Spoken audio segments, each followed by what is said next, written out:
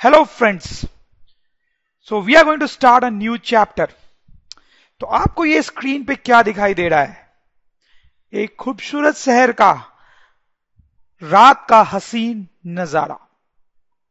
और ये फिगर देख के, ये फोटो देख के आप समझ गए होंगे कि हम कौन सा चैप्टर स्टार्ट करने वाले हैं। Chapter is electricity.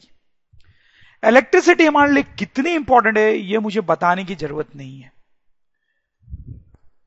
अगर इलेक्ट्रिसिटी ना हो तो ये खूबसूरत दिखने वाला शहर बिल्कुल डार्क हो जाएगा, बिल्कुल dark.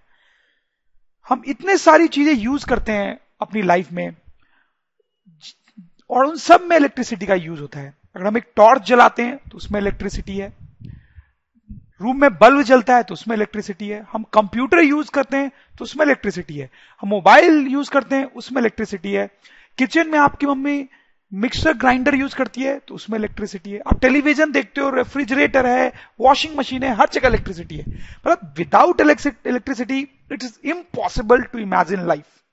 That's why we are going to study this chapter called electricity. इससे पहले कि हम इलेक्ट्रिसिटी की बात करें, हमें थोड़ा चार्ज के बारे में समझना पड़ेगा। तो ऐसा तो हमने पहले पढ़ा है कि जो मैटर होता है, जो सब्सटेंसेज होते हैं, ऑब्जेक्ट्स होते हैं, उनमें प्रोटॉन्स होते हैं, इलेक्ट्रॉन्स होते हैं और न्यूट्रॉन्स होते हैं। ठीक है, जो प्रोटॉन्स होते हैं उन पे कैसा चार्ज होता है ये भी हमने देखा है। कैसा चार्ज होता है उन पे? प्रोटॉन्स पे पॉजिटिव चार्ज होता है। इलेक्ट्रॉन्स पे कैसा चार्ज होता है? निगेटिव चार्ज होता है। और न्यूट्रॉन्स पे कोई भी चार्ज नहीं होता है, वो न्यूट्रल होता है। ठीक है, एक प्रोटॉन पे कितना चार्ज होता है? One proton. एक प्रोटॉन पे चार्ज होता है 1.6 इंटू 10 टू पावर -19 कूलम। ठीक, कूलम जो है वो चार्ज की यूनिट होती है।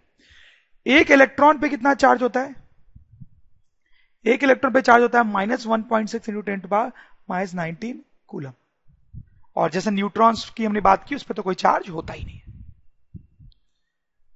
फिर यह भी हमें पता है कि अगर दो पॉजिटिव चार्ज हो, ठीक है, पास पास, दो पॉजिटिव चार्ज हो पास पास, तो ये दोनों एक दूसरे को क्या करते हैं? रिपेल। रिपेल, रिपेल मतलब एक दूसरे को दूर धक्का देते हैं।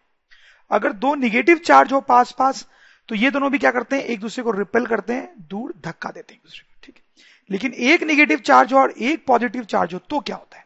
ये दोनों एक दूसरे को अट्रैक्ट करते हैं, पास पास खींचते हैं। ठीक है, तो जो लाइक चार्जेज होते हैं, मतलब सेम टाइप के चार्ज, पॉजिटिव पॉजिटिव या निगेटिव निगेटिव, तो वो क्या करते हैं? रिपेल।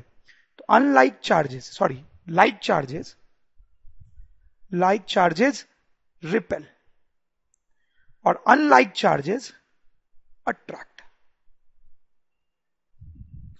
अब हम देखेंगे कंडक्टर्स किसको बोलते हैं और इंसुलेटर्स किसको बोलते हैं। ठीक है, हमारे पास ये कोई ऑब्जेक्ट है, कोई मैटर है, कोई सब्सटेंस है, ओके, उसमें बहुत सारे इलेक्ट्रॉन्स होंगे जो मैंने ग्रीन डॉट से रिप्रेजेंट किए हैं, होंगे बहुत सारे प्रोटॉन्स भी होंगे। ठीक है, होने को तो बहुत सारे न्यूट्रॉन्स भी होंगे, बट न्यूट्रॉन्स की बात हम नहीं कर रहे हैं। आप सोचे क्यों नहीं कर रहे हैं? क्योंकि उनपे तो कोई चार्ज होता ही नहीं है। तो अभी इस चैप्टर में हम थोड़ा चार्ज के बारे में बात करना चाह रहे हैं, इसलिए न्यूट्रॉन्स के बारे में बात नहीं कर रहे हैं। ठीक है, now talking about protons first. ये जो प्रोटॉन्स होते हैं ये फिक्स्ड होते हैं। फिक्स्ड क्या मतलब है? फिक्स्ड होने का कहने का मतलब है ये जो प्रोटॉन है वो यहीं रहेगा।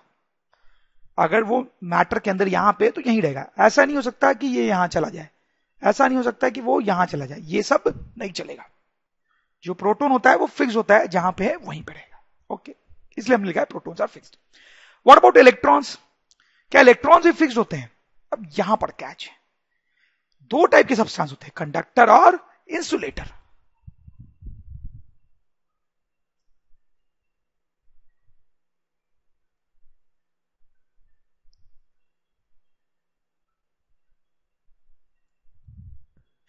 तो कंडक्टर्स क्या है? देखिए, अगर ये जो इलेक्ट्रॉन है वो फ्री है मूव करने के लिए, फ्री है मूव करने के लिए मतलब ये मूव करके कहीं भी जा सकता है। ठीक है, अगर ऐसा है तो ये सब्सटेंस जो है वो क्या कहलाएगा? कंडक्टर। कंडक्टर।